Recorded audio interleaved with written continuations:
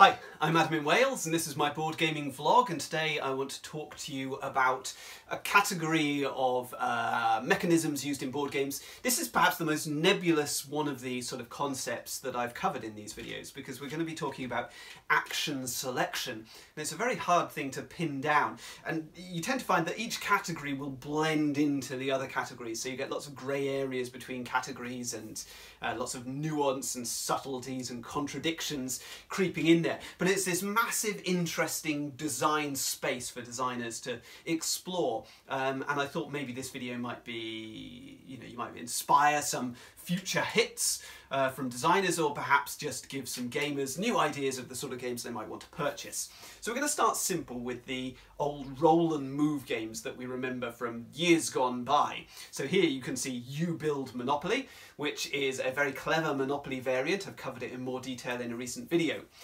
In Monopoly you have a playing space with many different actions illustrated around the edge. So one action is to purchase a property, another action is to purchase a utility, to draw a chance card or a community chest card, or to pay tax, or to go to jail.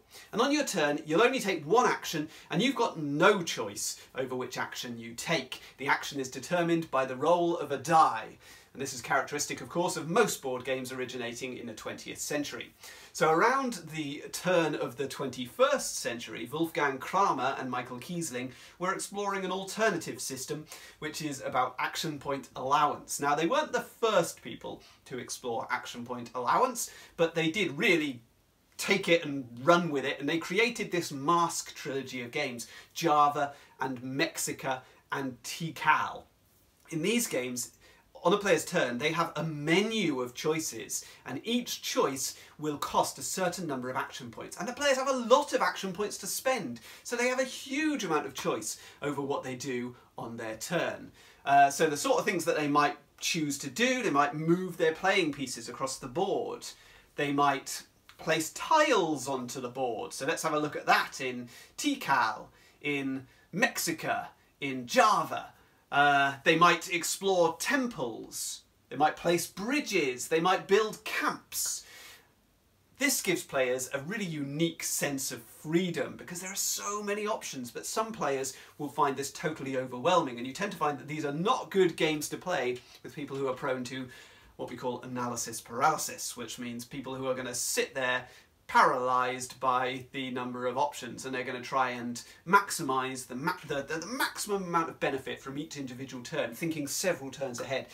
Oh, these games are going to go on forever if you play with somebody like that, but if you're going to play it with somebody who's a bit more of a casual player, happy to just, go with the flow, not going to take ages over their turns, these are wonderful, wonderful games.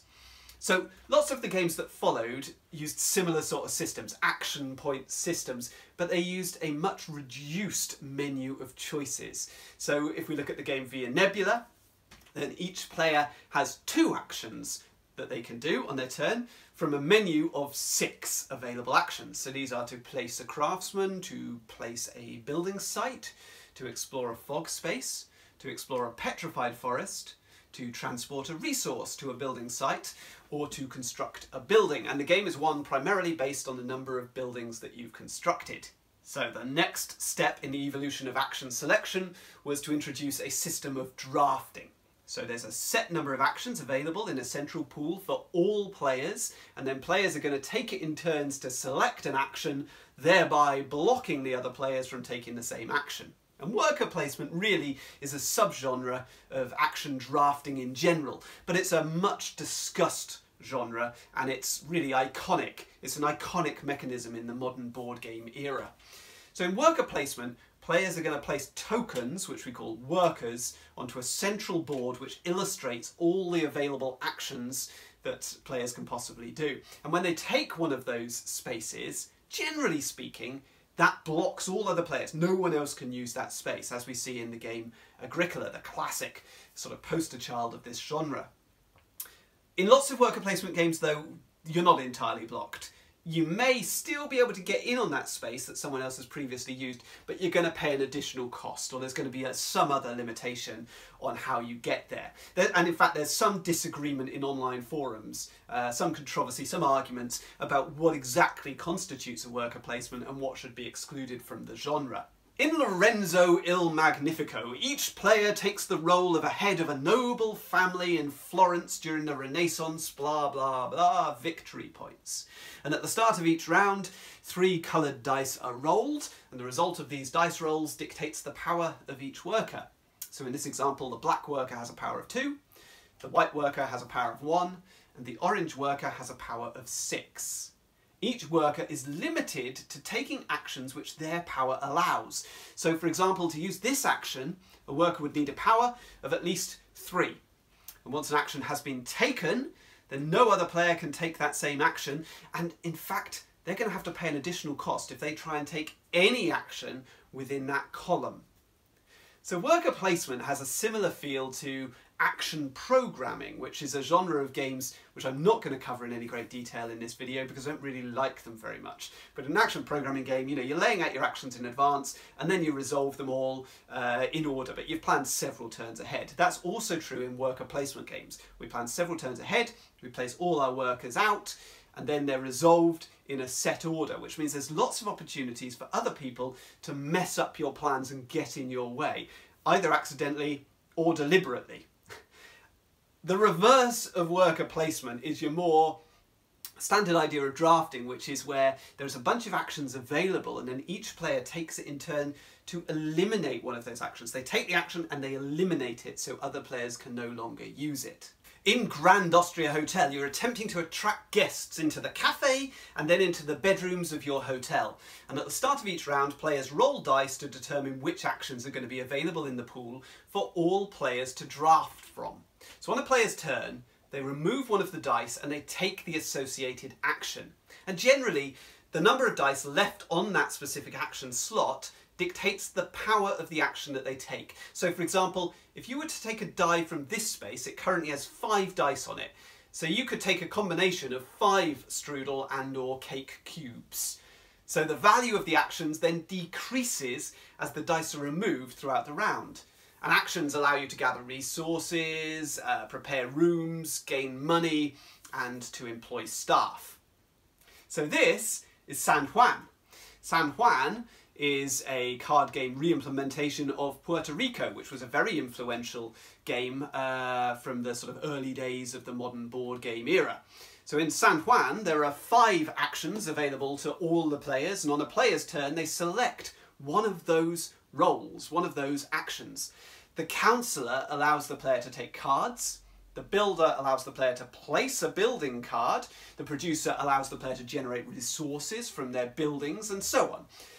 All players get to take the action when it's selected, so it's not just the player who selects it, but everybody gets the action, but the player whose turn it is gets an additional benefit, a kickback, which makes the action even more valuable for themselves. So San Juan is often described as a role selection game, but role selection is probably the most ill-defined sort of category of games, game mechanisms that there is. So the classification seems to be largely based on thematic aspects of the game. So the distinction between role selection and action selection being is the action representing a character or a person, or is it representing an activity or an ability? The one with the character, that would be role selection. With the activity, that would be action selection. There's a whole other genre of games which is also often called role selection, but probably more accurately should be called simultaneous action selection. It's got little to do with the role selection that we see in games like San Juan. In these games, all players simultaneously select an action, usually from a hand of cards with different actions on them, and then they reveal what they've chosen and they resolve the outcomes of those actions together. In Broom Service, each player has the same 10 action cards available to them, and at the start of each round, each player simultaneously chooses 4 action cards from their own selection of 10 cards. On a player's turn, they declare which action they're taking, and then each card is going to offer up 2 different versions of that action. A powerful version, the brave version, which offers a big reward, or a weaker version called the cowardly action, which offers less of a reward. If the player declares that they're going to be taking the bigger reward, the brave action, then another player who chose that same card can prevent them doing so, and they can take the reward for themselves. But if the player declares that they're going to take the smaller reward, then they can do so safely, regardless of whether any other players have taken that same action or not. So a simultaneous action selection game, it's all about predicting what are the other players going to do and ensuring that you're going to take a different path, a different strategy, or you're going to do something to prevent the other person from getting to play their action. And these games can sometimes be quite frustrating because sometimes through no fault of your own you end up picking a role that somebody else has also rolled, picking an action someone else has also chosen, and the whole thing goes to pot through no fault of your own. Meanwhile, somebody else who's just been a bit lucky can race ahead.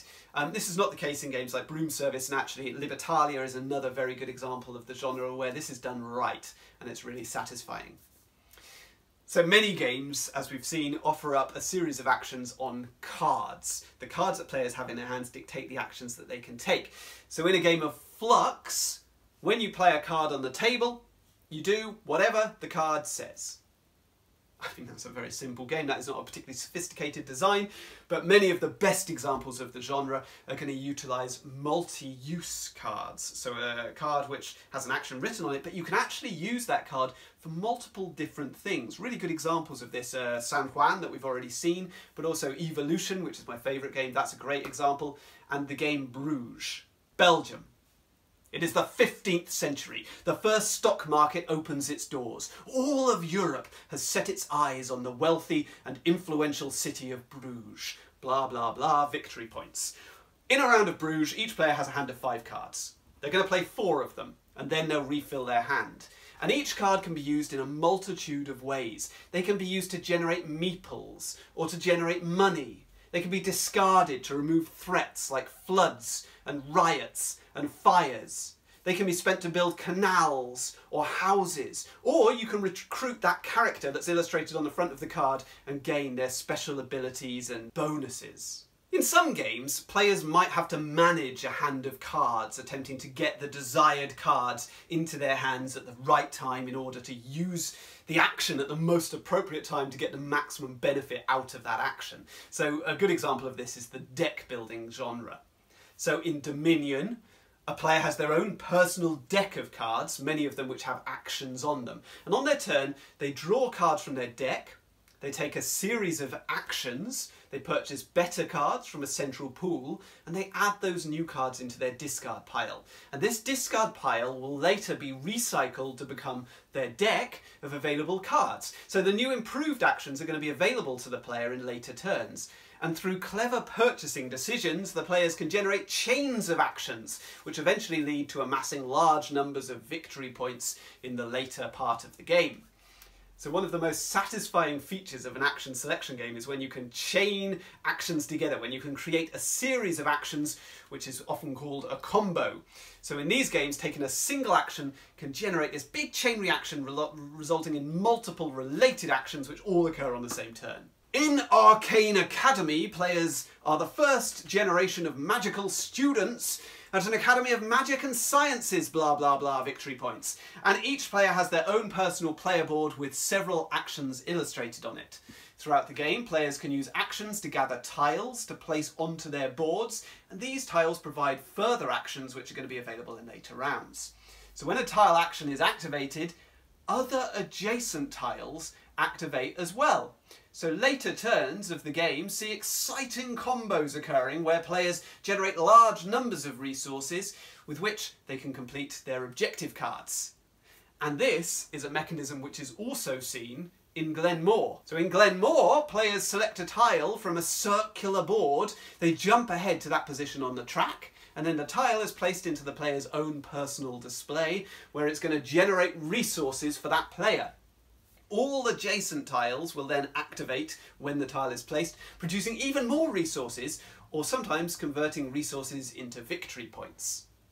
So Glenmore is similar to another genre of action selection games which are called the Rondel games. Again, ill-defined sort of genre, what constitutes a rondel. So in a rondel, we're usually moving a playing piece around a circular sort of track of options. Tiles, playing pieces, resources, actions.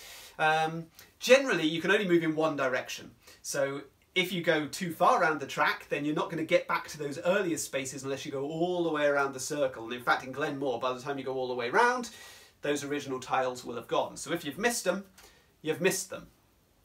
Often there's an increasing cost to going further around the track. So you may be able to go 1, 2, 3 spaces for free. If you want to go further, you're going to pay more for it. So let's have a look at a fairly involved sort of version of this genre. So in Murano, there are a series of tokens which represent gondolas around the edge of the playing board, each sitting on a different action space. And on a player's turn, they can move one of these tokens as far as they like around the rondel, but it cannot enter or pass a space with another token in it. So players can pay to move the other tokens out the way, but this is going to get quite expensive quite quickly. So for example, this player wants to use the build action, but there are 2 tokens in their way. So the player moves the first token out of the way for free, and then moving the second token costs 1 coin. The player can now move a token onto their desired action space and take that action, but this is going to cost 2 coins. The designer Mac Gertz is really well known for his rondel mechanisms, for exploring this mechanism in a whole series of games. Examples are Antique and Navigador and Hamburgum. But the simplest example of a rondel is Monopoly. So once you've reached Peach's castle, you're not going to be able to get back to it until you've gone all the way around the board again. But of course in this game, you've got no control over those decisions. It's entirely dependent on the roll of a dice. Of course, we don't have to let dice control us. We could control those dice. We could mitigate that randomness. We could harness the power of that dice roll, and many designers have attempted to do this, and quite successfully. So in Kingsburg, King Tritus has chosen his most trusted and talented governors to oversee his newly acquired territories, blah blah blah, victory points. And at the start of each round, all players simultaneously roll 3 dice each.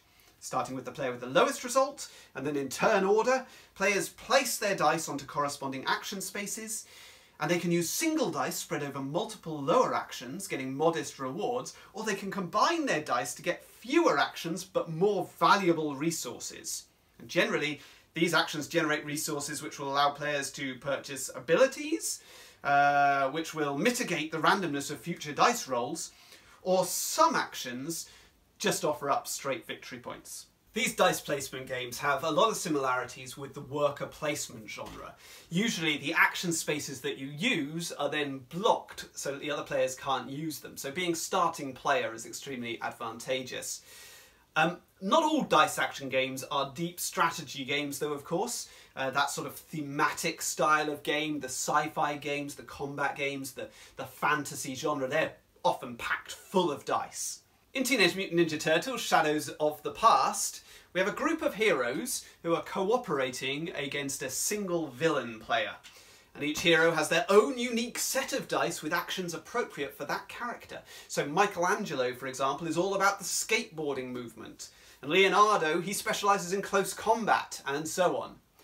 The clever action selection mechanism here relates to the sharing of these dice between the players. These turtles are brothers, right? And they're trained to fight as a team. So in addition to using their own dice, each turtle can use one of the dice from a turtle sat to their left, and one of the dice from a turtle sat to their right. And the positioning of these dice is really important because they can only use the die which is placed directly to their left or their right. So the players have to cooperate to find the most effective placement of the dice. Raphael, right, he's a really powerful fighter, but he's a loner. So he has more dice than everybody else, but he can't share any of the dice that belong to his brothers. In Dice Town, players roll and re-roll poker dice in an attempt to have more of any particular result than any other player. And only if they hold the majority in that dice result will they get to take the associated action. So the player with the most 9s gets gold nuggets from the mine, the player with the most 10s steals money from the bank, the player with the most jacks gains ability cards from the general store, etc. So Dice Town is an example of an area majority selection game. My final category of action selection games. So here, the players assign a certain number of resources to each action space, often through some sort of auction or bidding mechanism, but here through rolling dice, and only the player with the most, the majority, on each action gets to take the rewards of that action space. Jackal Piero fell.